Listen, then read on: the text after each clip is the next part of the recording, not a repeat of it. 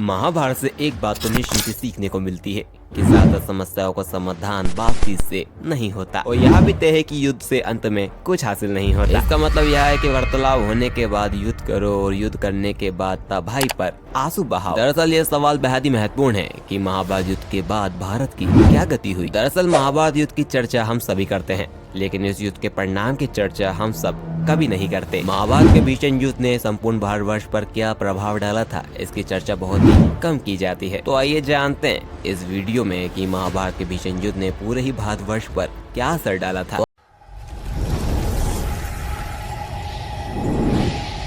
दोस्तों वीडियो में आगे बढ़ने से पहले अगर आपको ऐसे इंटरेस्टिंग वीडियोस पसंद है तो हमारे चैनल को सब्सक्राइब करके साथ ही बेल आइकन को प्रेस कर लें। इस समय सारी वीडियो आपके पास हमेशा टाइम से आ सके। जब महाभारत युद्ध की घोषणा हुई थी तो भारतवर्ष के सभी बड़े और छोटे राजा अपनी विशालकाय सेना लेके कुरुक्षेत्र की उस भूमि की ओर पांडव और कौरवों की सेना से मिलने निकल पड़े, जहाँ भगवान श्री कृष्ण की एक अश्वरोही नारायणी सेना मिलाकर कौरवों के पास कुल 11 अश्वरोही सेना हो चुकी थी। तो वही पांडवों ने भी 7 अश्वरोही सेना जुटा ली थी और इस तरह सभी महारथियों की सेनाओं को मिलाकर कुल 45 लाख से ज्यादा लोगों ने इस युद्ध में भाग ले लिया था। उस काल में धरती की जनसंख्या ज्यादा नहीं हुआ करती थी। यदि हम वर्तमान समय की 7 अरब जनसंख्या से तुलना करें तो आज विश्व की सभी सेनाएं मिलाकर कुल 1 करोड़ होंगी, लेकिन उस काल में जनसंख्या इतनी नहीं थी।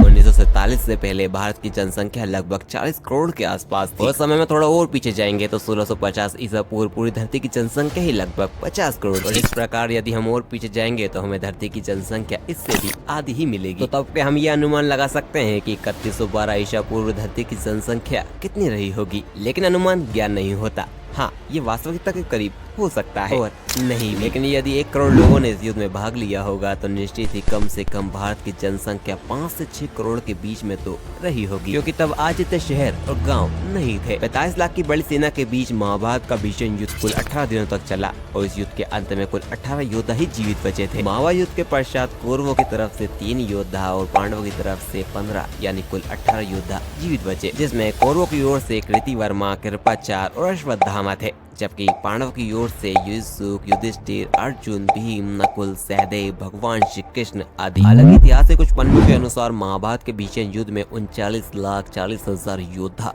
मारे गए थे। अब आप खुद ही सोचिए कि 6 करोड़ की आबादी में आधी तो महिलाएं होंगी, यानी करीब 2.5 करोड़ महिलाएं। अब बचे 2.5 करोड़ पुरुष, जिसमें से लाखों तो बच्चे होंगे। मतलब ये युद्ध बूढ़े और जवानों ने लड़ा।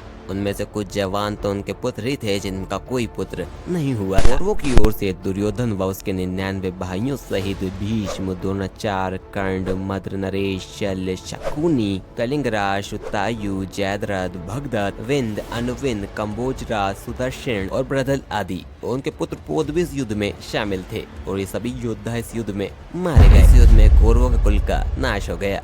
कौरव वंश का एकमात्र युधिष्ठिर ही जीवित बचा था, जिसने पांडवों की ओर से युद्ध किया था। पांडव पक्ष पांडवों की ओर से अभिमन्यु, कठोरकच, विराट, ध्रुपद, धृष्टद्युम्न, शिखंडी, पंडराज, कुंती भोज, उत्तमोज, शैव्य और अनुप्राज, नील आदि सहित पांडवों के सभी पुत्र इस युद्ध में मारे गए। पांडव वंश में अर्जुन के पुत्र अभिमन्यु की पत्नी उत्तरा के गर्भ में पल रहा उनका एक पुत्र ही बचा था, या कह लें कि उसे भगवान श्री कृष्ण ने ही बचाया था। इसका नाम परीक्षित था। पांडव युद्ध जीत तो गए थे, लेकिन वो युद्ध जीतने के बाद भी हार गए थे, क्योंकि उनके पास अब कुछ बचा ही नहीं था। प्रत्येक पांडव के 10-10 पुत्र थे, लेकिन वो सभी इस युद्ध में मारे जा चुके थे। चलिए, ये तो ही कौरवों और पांडवों की पक्ष की बात। अब बात करते हैं यादव पक्ष की। श्री कृष्ण की नारायणी सेना और कुछ यादव युद्ध में और बाद में गांधारी के श्राप के चलते आपसी युद्ध में श्री कृष्ण के कुल का नाश हो गया। दरअसल कौरवों की माँ गांधारी ने श्री कृष्ण को श्राप दे डाला था कि जैसे मेरे बच्चों की इतनी दर्दनाक मौत हुई है, उसी तरह तुम्हारा यादव परिवार भी आपसी युद्ध में लड़ लड़ कर मर जाएगा। तो ऐसे कौरवों, पांडवों और यादव वंश का इस युद्ध में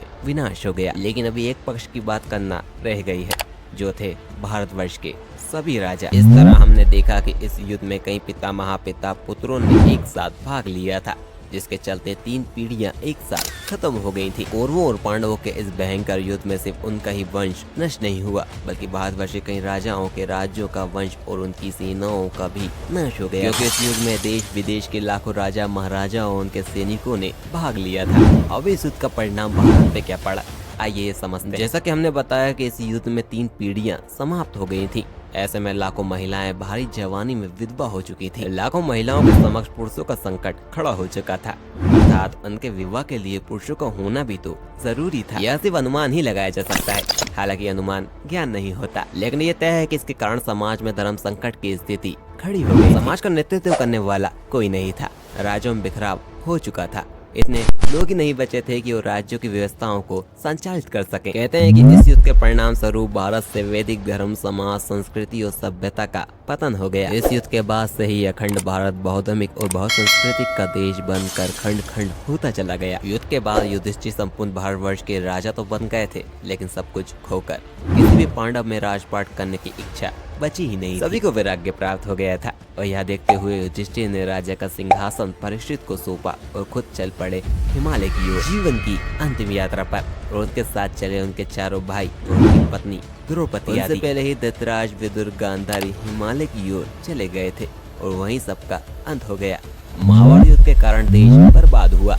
उस युद्ध ने समूचे आर्यवर्त को खंड खंड कर दिया। इस युद्ध के बाद देश टुकड़ों में बट गया। सैकड़ों वर्षों तक खामोशी छाई रही। लोग अपने अपने तरीके से जीवन व्यतीत करने लगे। पौराणिक धर्म और कई अन्य तरीके के धर्मों का विकास होने लगा। विदेशी भारत में आकर बसने लगे, लूटने लगे, आक्रमण करने लगे। महाभारत के बाद तो भारत से हजारों लाखों लोगों ने कतार में भारत से बाहर निकलकर अरब, तुर्क, मिस्र, कंबोडिया, इंडोनेशिया, चीन, रशिया आदि सभी जगह जाकर बसने लगे। धर्म का एक नया मार्ग खुलने लगा। वहाँ उन्होंने नई संस्कृति और धर्म की नींव रखी। इस बात का वर्णन कोई नहीं करता है कि किस तरह से जैन हिंदू संतों ने अरब, यूरोप और रशिया में जाकर धर्म का प्रचार प्रसार किया, जिसके चलते वहाँ के कबीलों में जी रहे मानव सभ्यता को ज्ञान की एक नई रोशनी मिली। तो दोस्तों, ये सब हुआ था महाभारत के भीषण युद्ध के बाद।